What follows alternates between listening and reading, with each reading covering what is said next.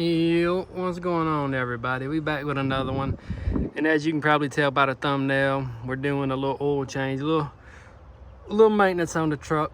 I know the guy told me that he changed the oil every so often or whatever, cool, but every time I get a truck, I always like to do my oil change when I first get it. That way I know the oil is up to date and it's not old and all that bad stuff. I went ahead and checked the trans fluid. It's all nice, it's red, it's not burn up, it don't stink or anything like that. So I'm not messing with the trans fluid. The only thing I did do, I changed the oil, and it was kind of black. It did look like it was time for an oil change on it, so I went ahead and changed it. I'll show y'all what kind of oil I used on it. I used this high mileage Valvoline. It just takes 6 quarts. Unlike that big freaking tank over there, it takes 8 quarts, which is crazy. Same size motor, 5.3, and that thing takes 8 quarts, and this takes 6. Like, what? Where? That oil pan don't look much bigger than this one, but I guess whatever.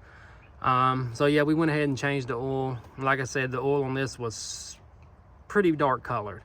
So I'm glad I did. I think it come out to like 60 bucks. When I also bought me a new funnel, and it was like 10 bucks, I want to say. Let me get down here, give y'all a look at the oil. I mean, it's pretty dark, but it's fairly simple to do. You just need your a ratchet and a 15 millimeter, and then if your truck's ever been to one of those 5-minute oil change places, you're gonna have to get you one of these, because when they torque them freaking oil filters on, it's about 60 foot-pounds of torque they use, and in reality all you got to have is your hand and just snug it up. You don't have to torque these things down. And this one was the same way. I had to get a pair of pliers on it to break it free. So if you do your oil change, do not torque your oil filter down. It don't have to be torqued. Hand tight is fine. And I always put a little bit of oil around the ring, the rubber gasket, to help it seal. I know a lot of people say you don't have to, and I always fill mine up before I put it on. I know, oh, you don't have to do that either, but that's just the way I was taught to do it. So yeah, we just did a little oil change on it today. Another thing, let me show y'all. Yes, I do have my shoes off. Didn't want to get grease all over those. It is street legal, and I do have my personalized tag coming for it. I think y'all really like it. And I went ahead and renewed the registration and stuff on this truck, and I got a personalized tag coming for this one, which is going to be the same as this tag here. And the truck's locked, never mind. Actually, where's the key at? That one's getting a personalized tag too, so I had to pay, it was almost 800 bucks to get the registration on that one renewed, or the property tax, whatever you call it. And then the property tax on this one.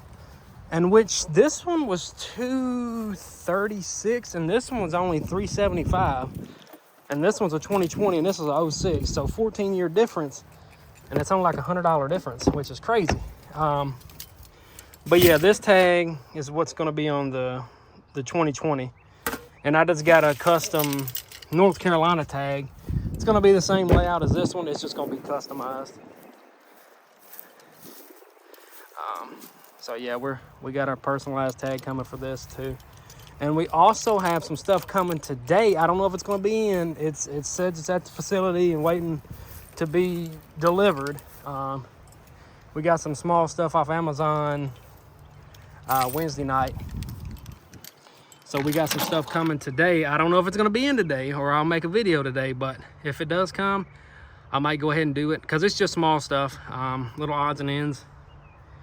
But yeah, the next thing we're gonna be doing to this thing, and look fellas, look at my tent. It's gone.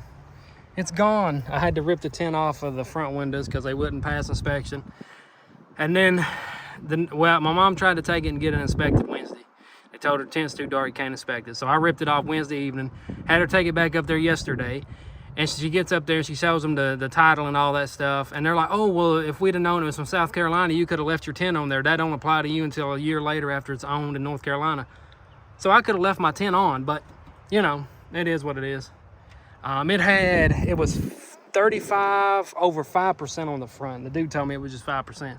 That stuff was way dark. I knew it was.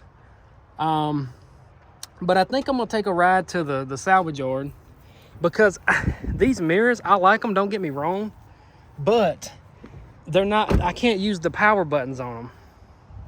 That's one thing that sucks. They're real nice mirrors, man. They look real good, but I just can't use the power function on them. So I think I'm gonna go to the junkyard and see if I can find some that fit this model. That's what's nice about having an older truck too, man. You can go to the pick and pull places and find parts for these trucks all day long. Another thing I'm gonna look for is the hood, because if I can find me a hood without the sun damage, I think it's zoomed in. Yeah, there we go. I can't really see it, the sun's reflecting. But if I can find me a hood without the sun damage, I'm gonna get it. And then I just get the hood or the roof, I'll take it to a paint shop and have them do that. But that's the next thing on the list. We gotta get tint back on the front 2 windows. We're gonna do the exhaust, and then we're gonna get the paint.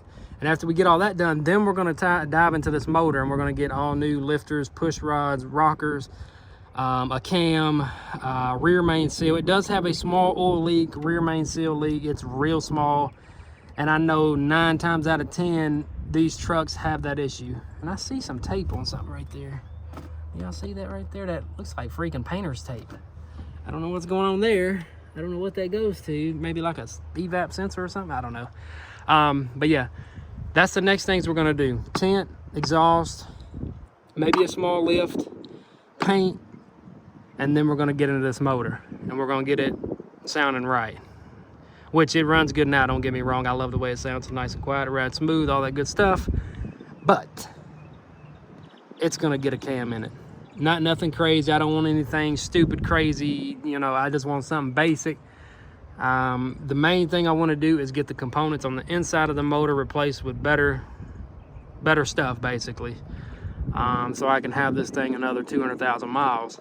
Because like I said, it's got 228,000 miles on it, and man, it still runs like a brand new truck. Transmission shifts good. I don't know if it's ever had any work done to it. The guy didn't tell me. The only thing he told me is he got it from a guy in Dunn, and he said the guy had 24-inch rims on 35s, and he said the front end was completely wore out, so he replaced all that with Moog stuff, which I was looking underneath it, and maybe he replaced the upper ball joints, but the lower ones, they look old.